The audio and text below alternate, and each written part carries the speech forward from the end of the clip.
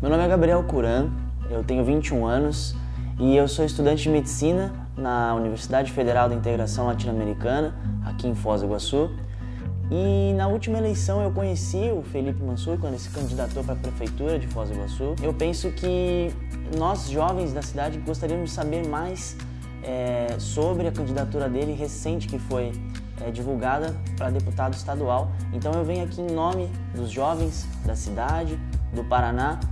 Eu procurei o Felipe Mansur para fazer algumas perguntas que poderiam ser pertinentes para nós sabermos por que deveríamos votar em Felipe Mansur.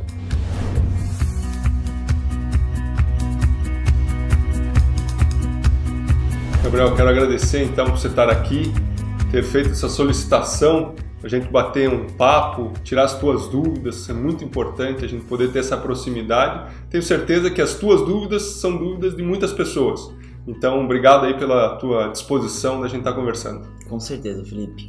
E eu já gostaria de começar fazendo uma pergunta que com certeza é uma dúvida de muitos jovens, que seria...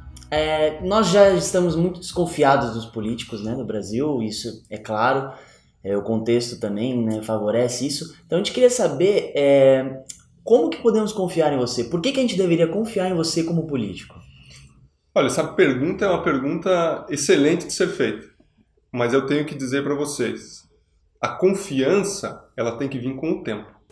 Eu não peço para ninguém confie em mim, acredite em mim. Eu falo para as pessoas, olha, observem os meus atos, observem as minhas atitudes e tirem as suas próprias conclusões. Se você que está observando a minha vida pública, que está vendo as minhas atitudes, está vendo o que eu tenho feito, as bandeiras que eu tenho defendido, achar que existe coerência e que você pode confiar, então acho que vai ser uma decisão íntima.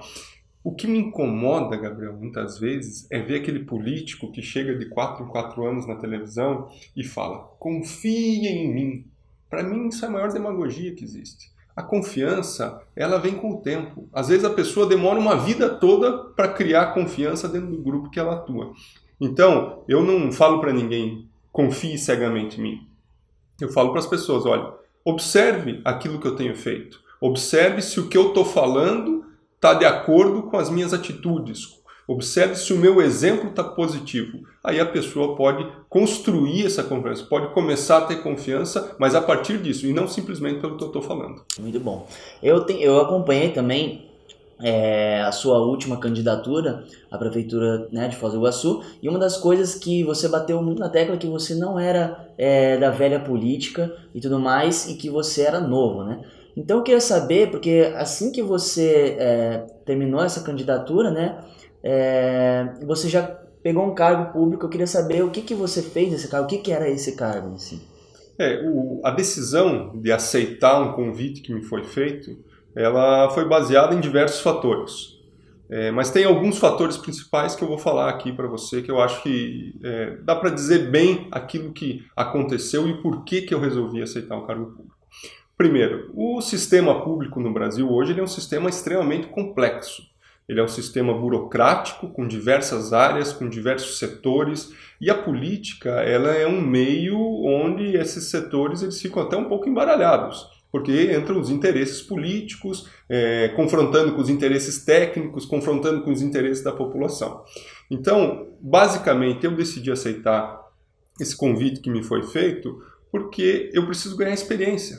A partir do momento que eu estou me predispondo a ter um cargo público, eu tenho uma responsabilidade muito grande. Vamos supor que se um dia eu vier a ser eleito, eu tenho uma responsabilidade muito grande. Se eu tiver experiência dentro, ou um conhecimento maior do que a gente chama de máquina pública, eu tenho certeza que as minhas ações elas vão ser mais efetivas. Então, esse foi o meu pensamento principal do porquê que eu resolvi aceitar esse convite que me foi feito. Por outro lado, eu tenho uma série de aspirações para o serviço público. Uma das minhas principais aspirações é conseguir ajudar a área da educação. E nesse cargo que me foi oferecido, eu pude trabalhar diretamente com as escolas estaduais. Então, claro que dentro das conversas, quando me ofereceram, né, dizendo o que o cargo faria, eu vi que eu teria possibilidade, então, de chegar nas escolas estaduais e ajudar a fazer a reforma das estruturas físicas, de mostrar para o governo aquilo que estaria precisando, que as escolas estariam precisando, e poder levar os recursos do governo do estado para as escolas estaduais. Uma outra questão, a nossa cidade é uma cidade sem representantes estaduais. Hoje a nossa cidade não tem quem represente Foz do Iguaçu junto ao governo do estado. Isso também pesou na minha decisão. Eu disse, olha, eu preciso fazer um papel que mostre para o governo aquilo que Foz e até as cidades da região, que é onde eu atuo, qual é a necessidade. Porque se não tem ninguém que faz isso, outras regiões do estado acabam levando mais recursos. Então, nesse praticamente um ano aí que eu vou ficar dentro desse cargo, eu tenho certeza que nós conseguimos levar bastante recursos, foram quase 6 milhões de reais para as escolas estaduais, que estão em reforma, as reformas estão acontecendo, e muitas delas a gente só conseguiu o recurso porque eu mostrei a situação para o governo. Você pensa, o governo tem 2.100 escolas estaduais para cuidar. Às vezes, quem grita mais é quem leva mais recurso. Então, aqui a gente conseguiu fazer esse papel. E falando em representatividade, Felipe, nós vimos que você está se candidatando agora para deputado estadual. Só que essa candidatura ela veio por um partido que a gente também já está muito desconfiado, que é o PSDB. Eu queria saber como que você vai manter a sua postura ética nesse partido, se você já não vai estar sujeito a esquemas que já funcionam há tempos nesse partido. Como é que vai ser essa relação com o seu partido? Gabriel, nenhum partido hoje no Brasil ele está isento de problemas. Mas eu vejo que nós temos uma vantagem dentro do nosso sistema político, que os partidos, eles infelizmente ou felizmente, dependendo do ponto de vista, eles atuam de uma forma secundária na vida dos candidatos. Existe uma pulverização dos candidatos conforme os partidos que eles estão. E eu comprovo isso mostrando para você que entre eleição e sai eleição, às vezes a pessoa está num partido, depois está em outro partido, depois está em outro partido. O que a minha experiência hoje tem me mostrado? Que o político, quando ele não quer fazer alguma coisa errada, ele não faz. Não é um partido que vai obrigar ele a fazer, não é um grupo específico. Por quê? Porque a ação é do político.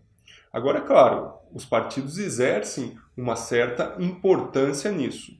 Quando existe um partido corrupto, o político é que vai escolher se ele vai participar daquela corrupção ou não. A gente está vendo aí. Existem partidos atolados em esquemas de corrupção e existem políticos dentro desses partidos que não têm sequer uma condenação ou não têm sequer uma acusação contra eles. Então eu fico tranquilo dentro dessa posição. Reforço para você que o PSDB é a social-democracia brasileira. A ideologia do PSDB, o partido que eu estou fazendo parte hoje, para mim é a melhor ideologia que tem para ser seguida hoje no Brasil. É a ideologia que eu mais me afinizo, porque é uma ideologia onde você busca desenvolver a sociedade do ponto de vista econômico, do ponto de vista de geração de riqueza e renda para as pessoas, mas ao mesmo tempo você também busca cuidar do lado social.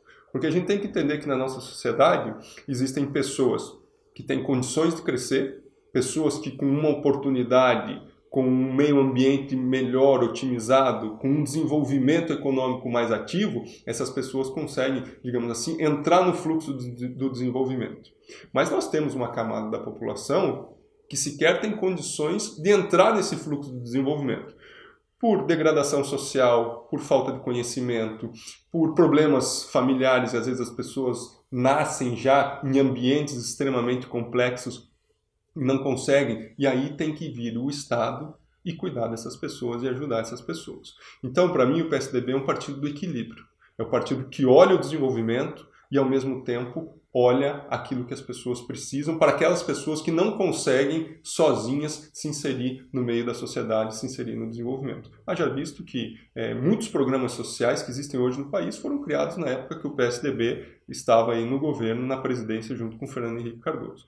Então, dentro dessa questão partidária, hoje eu fico muito tranquilo. Sei que qualquer coisa que aconteça, a responsabilidade é do político.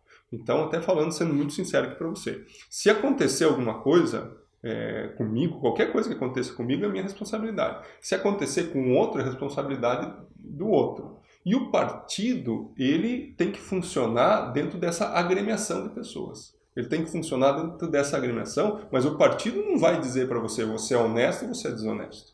O partido ele vai dizer o seguinte, existe uma agremiação onde você pode disputar uma eleição por ela. Então, a minha visão hoje é essa. Eu acho que o PSDB é um partido em renovação. Existem hoje a ala dos cabeças pretas no PSDB, os famosos cabeças pretas, que são aquelas pessoas que vêm com uma ideia nova, que é a ala que eu me identifico mais, que vem para renovar o partido, para renovar as ideias, para buscar o alinhamento maior do partido com a sua ideologia original, que é a social-democracia. Então, eu vejo que o partido não pode influenciar o cidadão e, historicamente, no Brasil não influencia. A responsabilidade é do político e a minha responsabilidade por qualquer ato que eu fizer é simplesmente minha. Certo, Felipe, muito obrigado. Eu agradeço de você ter me recebido aqui para poder, né, auxiliar aí os jovens que estão em procura de quem votar, né, um candidato que possa, né, suprir assim, a necessidade do Brasil hoje em dia. Então eu agradeço mais uma vez aí por ter me recebido e por ter me esclarecido nesses pontos. É isso, cara. O prazer é todo meu aí. Os portas estão sempre abertos. Eu acho que com o diálogo a gente vai construir uma sociedade melhor. Muito obrigado.